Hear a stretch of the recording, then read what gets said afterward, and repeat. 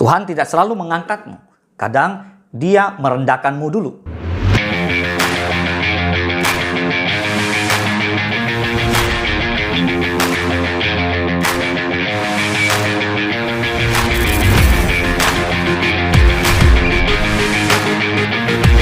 Satu Petrus 5:6 berkata, karena itu rendahkanlah dirimu di bawah tangan Tuhan yang kuat, supaya kamu ditinggikannya pada waktunya. Katakan amin. Banyak orang Kristen ingin dipakai Tuhan, ingin naik level, ingin diberkati, ingin dipromosikan. Tapi sedikit yang siap untuk direndahkan dulu. Kita seringkali berdoa begini, Tuhan angkat hidupku. Namun Tuhan menjawab, aku akan membentuk hatimu dulu. Karena kebenarannya adalah Tuhan tidak selalu langsung mengangkatmu. Kadang Dia justru merendahkanmu terlebih dahulu. Katakan amin. Bapak Ibu semua, dalam kehidupan rohani ada proses yang seringkali tidak kita sukai, yaitu proses kerendahan. Bukan karena Tuhan jahat, bukan karena Tuhan meninggalkan kita, tapi justru karena Tuhan sedang mempersiapkan saudara dan saya. Tidak ada ketinggian tanpa dasar yang dalam. Dan dasar itu sering dibangun melalui proses yang menyakitkan, yaitu kegagalan, penolakan, kehinaan, bahkan kehilangan. 5 poin yang mau kita bahas hari ini. Yang pertama, Tuhan merendahkan untuk membersihkan hati. Ulangan 8 ayat 2 berkata, ingatlah kepada seluruh perjalanan yang kau lakukan atas kehendak Tuhan Allahmu di padang gurun selama 40 tahun ini dengan maksud merendahkan hatimu dan mencobai engkau untuk mengetahui apa yang ada dalam hatimu, yakni apakah engkau berpegang pada perintahnya atau tidak. Tuhan tidak hanya melihat tindakan kita, saudara, tapi hati kita. Seringkali kita terlihat kuat di luar, tapi di dalam masih ada kesombongan, ambisi pribadi, motivasi yang tidak murni. Dan satu-satunya cara Tuhan membersihkan itu adalah dengan merendahkan kita. Lihat Yusuf. Yusuf punya mimpi besar dari Tuhan. Tapi sebelum dia jadi penguasa Mesir, dia dibenci saudaranya. Dia dijual sebagai budak, difitnah, dipenjara. Itu bukan kegagalan Bapak Ibu. Itu proses pembersihan hati. Karena Tuhan tidak akan mempercayakan posisi tinggi kepada hati yang belum siap. Yang kedua, Tuhan merendahkan untuk membentuk ketergantungan. Di 2 Korintus 12 ayat 9 berkata, tetapi jawab Tuhan kepadaku, cukuplah kasih karuniaku bagimu. Sebab justru dalam kelemahanlah kuasaku menjadi sempurna. Sebab itu terlebih suka aku bermegah atas kelemahanku, supaya kuasa Kristus turun menaungi aku. Katakan amin. Nah Bapak Ibu semua, kita belajar dari seorang Rasul Paulus, di mana Tuhan menjawab doanya. Tuhan katakan cukuplah kasih karunia Tuhan kepada Paulus. Justru dalam kelemahan Paulus, kuasa Tuhan itu bekerja dengan sempurna. Artinya saudara, Paulus sedang diteguhkan oleh Tuhan harus bermegah atas kelemahan. Mengapa? Ketika lemah, kuasa Kristus turun atas Paulus. Nah sekarang bagaimana dengan kita? Seringkali saat kita kuat, kita lupa Tuhan.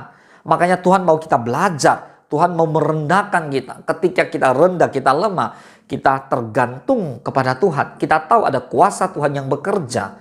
Justru saat kita berhasil, kita merasa itu karena kemampuan kita.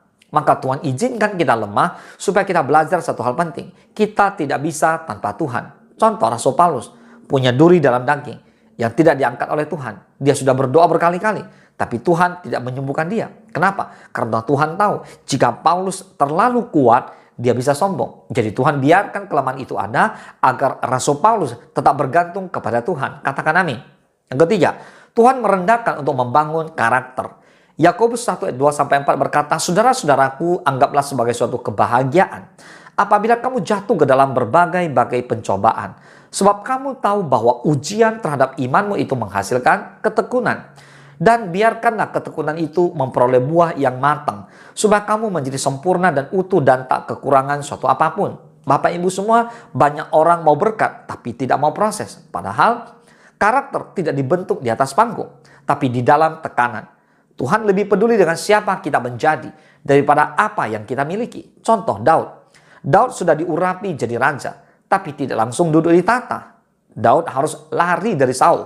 Daud hidup di padang gurun, bahkan Daud dikejar untuk dibunuh. Mengapa? Karena Tuhan sedang membentuk karakter seorang raja sejati. Tanpa proses itu semua, Daud hanya akan jadi raja yang biasa. Dengan proses itu, Daud menjadi seorang yang berkenan di hati Tuhan. Katakan amin.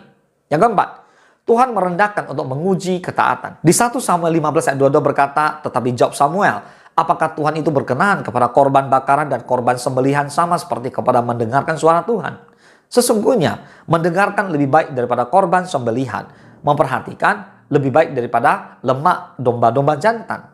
So, saat kita berada di bawah, di titik terendah, di tempat yang tidak terlihat, itulah tempat ujian ketaatan yang sesungguhnya. Apabila kita tetap setia dan kita taat, saat kita tidak dihargai, tidak dilihat orang, tidak dipromosikan, maka Tuhan yang mengangkat saudara dan saya. Katakan amin. Contoh Yesus sendiri. Di Filipi 2:8 dikatakan, dan dalam keadaan sebagai manusia, ia telah merendahkan dirinya dan taat sampai mati.